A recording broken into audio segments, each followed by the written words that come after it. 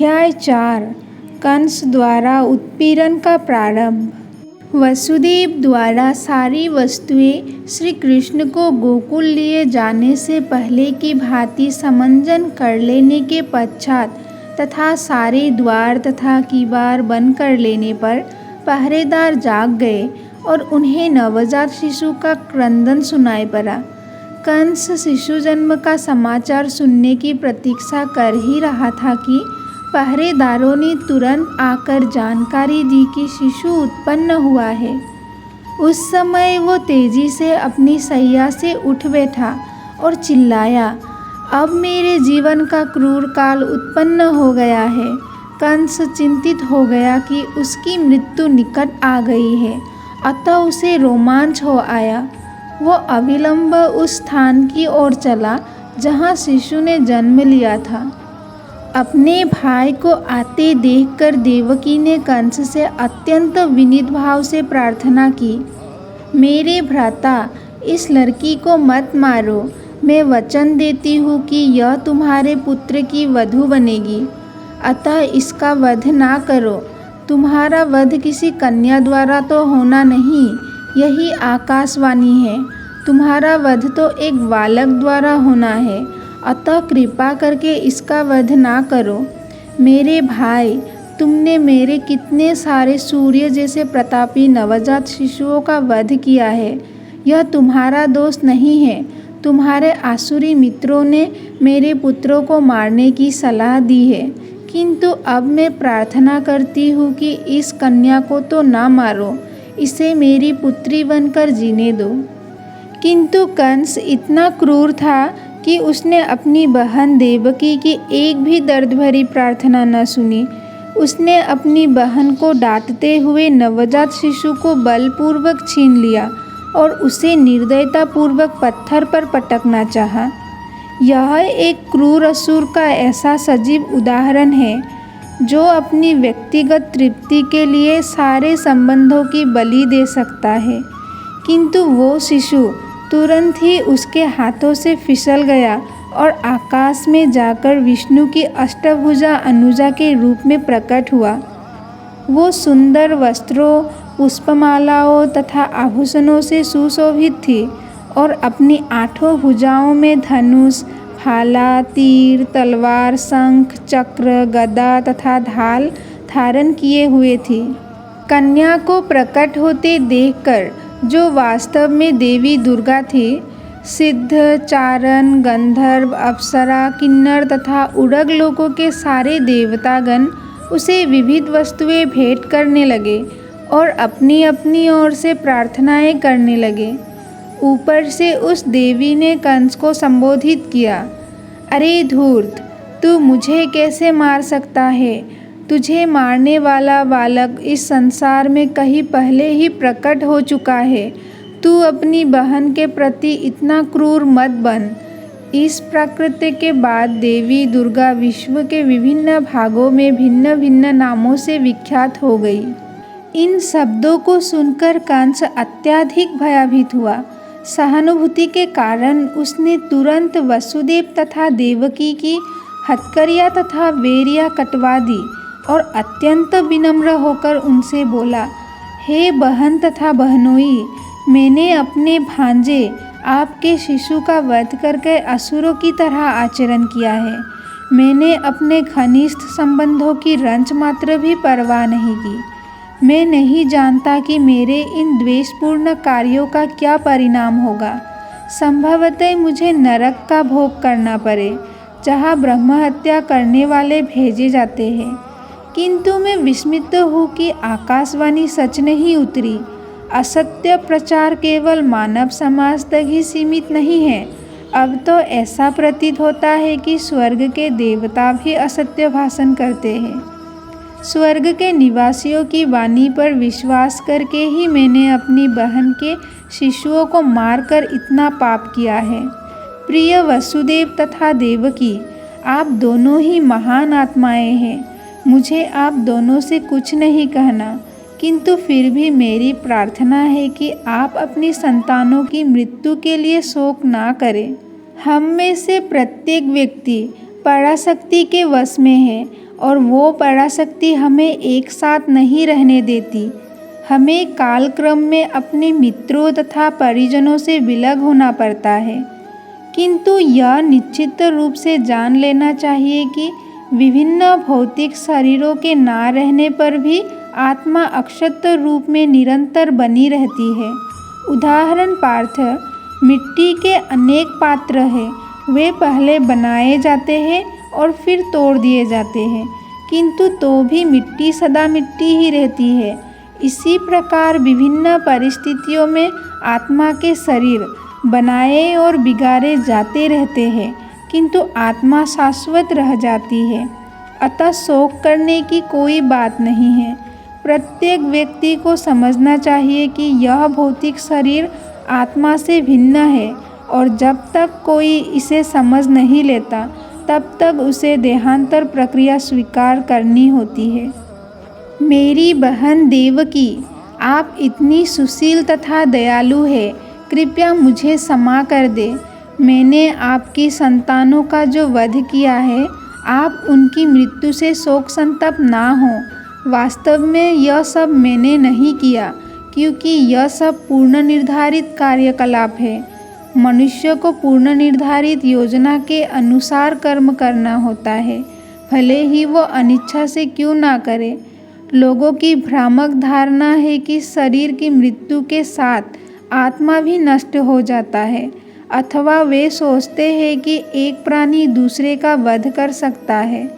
इन भ्रांत धारणाओं के कारण मनुष्य को संसार की परिस्थितियों को स्वीकार करना पड़ता है। दूसरे शब्दों में, जब तक आत्मा की नित्यता का दृढ़ विश्वास नहीं हो लेता, तब तक मनुष्य हंता अर्थात मारने वाला तथा हन्यमान अर्थात मारा जाने वाला का कष्ट भोगता रहता है। हे मेरी बहन देवकी तथा बहनोई वसुदेव, मैंने आप लोगों के प्रति जो अत्याचार किए हैं उन्हें क्षमा कर दे। मैं शूद्र हृदय हूँ और आप इतने विशाल हृदय हैं, अतः मेरे ऊपर दया दिखाइए और मुझे क्षमा करें। जब कंस इस प्रकार अपनी बहन तथा बहनोई से बातें कर रहा था, तो उसकी आंखों से आंसुओं की धारा बहने लगी और वो उनके चरणों पर गिर पड़ा। कंस ने जिस दुर्गा देवी को मारने का प्रयत्न किया था, उसी के वचनों पर विश्वास करते हुए उसने अपने बहनोई तथा बहन को तुरंत बंधन मुक्त कर दिया। उसने स्वयं उनकी हथकड़ियाँ खोल दी और उनके प्रति परिवार के एक सदस्य की भांति वो सहानुभूति दिखाने लगा।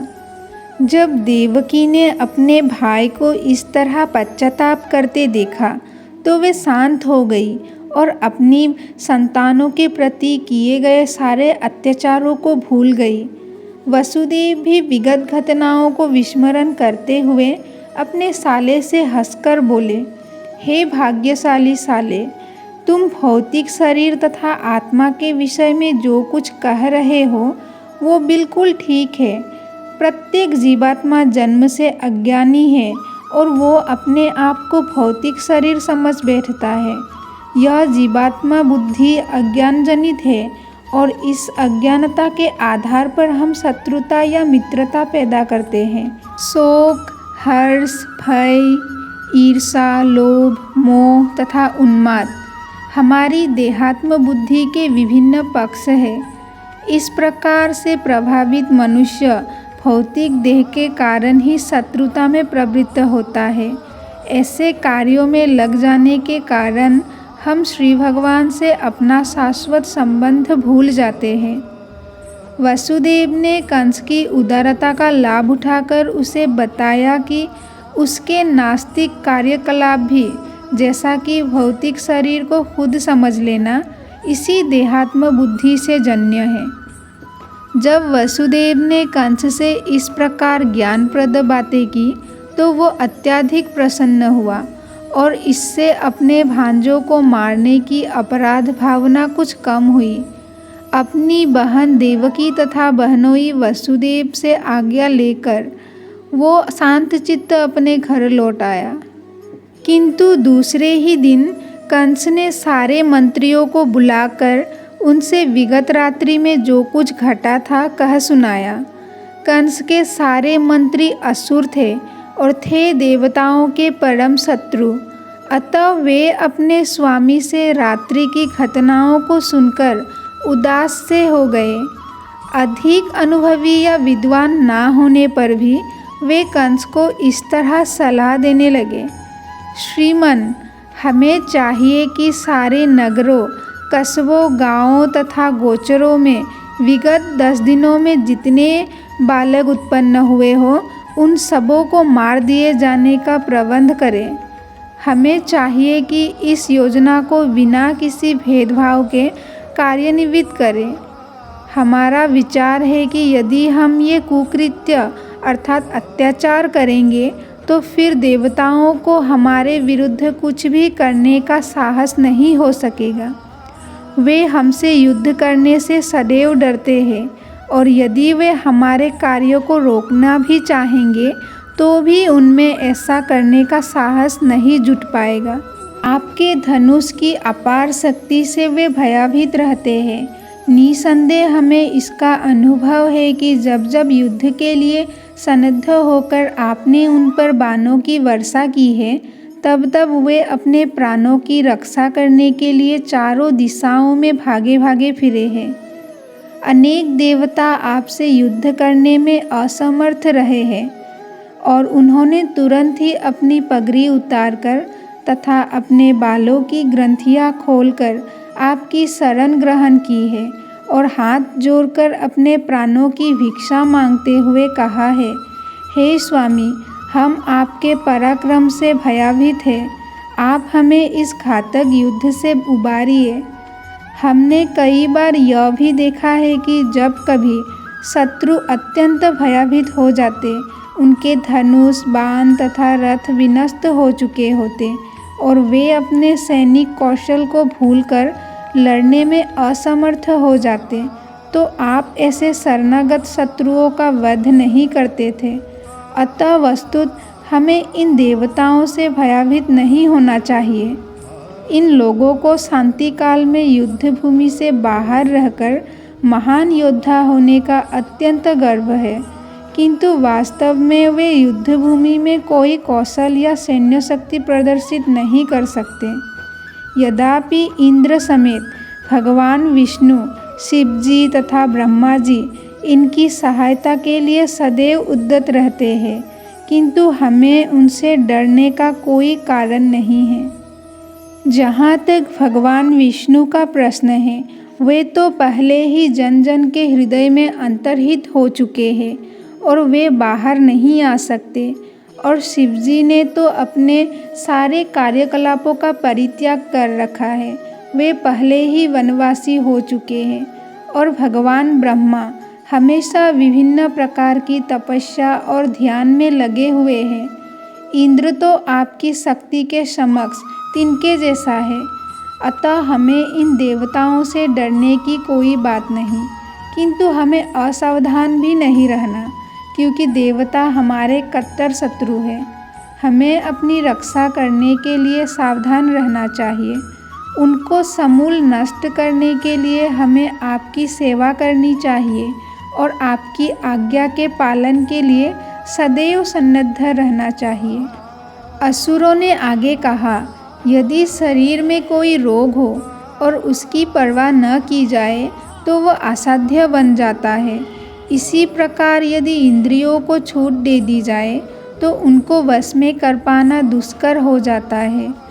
अतः हमें इन देवताओं से सदैव सावधान रहना चाहिए, अन्यथा ये दबाए नहीं दबेंगे। देवताओं की आधारभूत शक्ति तो भगवान विष्णु है, क्योंकि सारे धर्मों का चरम लक्ष्य उन्हें ही प्रसन्न करना है। वैदिक आदेश ब्राह्मण, गाय, तप, त्याग, दान, पुण्य, यह सारे कृत्य भगवान विष्णु को प्रसन्न करने के लिए है। अतः हमें चाहिए कि हम तुरंत ही उन सारे ब्राह्मणों का, जो वैदिक ज्ञान की निधि है, तथा उन ऋषियों का वध करना प्रारंभ कर दें जो अनुष्ठान कार्यों को संपन्न करने में लगे हुए हैं। हमें सारी गायों का वध कर देना चाहिए जो माखन की स्रोत है, ताकि यज्ञ के लिए घी ना मिल सके। कृपया हमें इन समस्त प्राणियों का वध करने की अनुमति प्रदान करें। वास्तव में ब्राह्मण गाय वैदिक ज्ञान, तपस्या, सत्य, इंद्रिय तथा मन का स्वयं, स्वामी भक्ति, दान, सहिष्णुता तथा यज्ञ, यही भगवान विष्णु के दिव्य शरीर के अंग स्वरूप है। भगवान विष्णु सबों के हृदय में विद्यमान है और वे शिव तथा ब्रह्मा सहित समस्त देवताओं के नायक हैं। मंत्रियों ने कहा, हमारे विचार से भगवान विष्णु को मारने के लिए समस्त ऋषियों तथा ब्राह्मणों को दंड दिया जाए।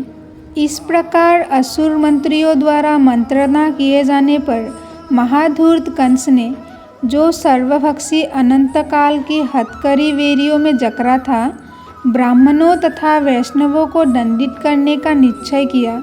उसने असुरों को आदेश दिया कि वे सभी साधु पुरुषों को सताए और तब वो अपने घर चला गया।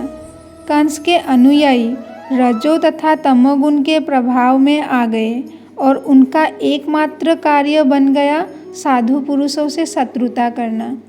ऐसे कार्यों से मात्र जीवन अवधि घटती है। असुरों ने इस क्रिया को मानव त्वरित करके अपनी मृत्यु को बुलावा दे दिया। साधु पुरुषों को दंडित करने का परिणाम केवल असामयिक मृत्यु ही नहीं होता, यह कार्य इतना घातक होता है कि दोषी व्यक्ति क्रमशः अपना सौंदर्य, अपना यश तथा धर्म खो देता है और उसके उच्च लोकों में जाने की प्रगति रुक जाती है। विविध प्रकार के मनोरथों के वशीभूत होकर ये असुर सभी प्रकार के शुभ कार्यों को क्षीण बना देते हैं। भक्तों तथा ब्राह्मणों के चरण कमलों के प्रति किया गया अपराध श्री भगवान के चरण कमलों के प्रति किए गए अपराध से भी बड़ा होता है।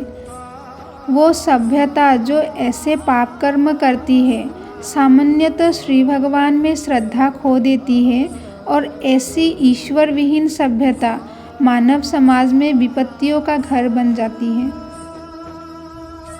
इस प्रकार लीला पुरुषोत्तम भगवान श्री कृष्ण के अंतर्गत कंस द्वारा उत्पीड़न का प्रारंभ नामक चौथे अध्याय के भक्ति वेदांत तात्पर्य पूर्ण हुए।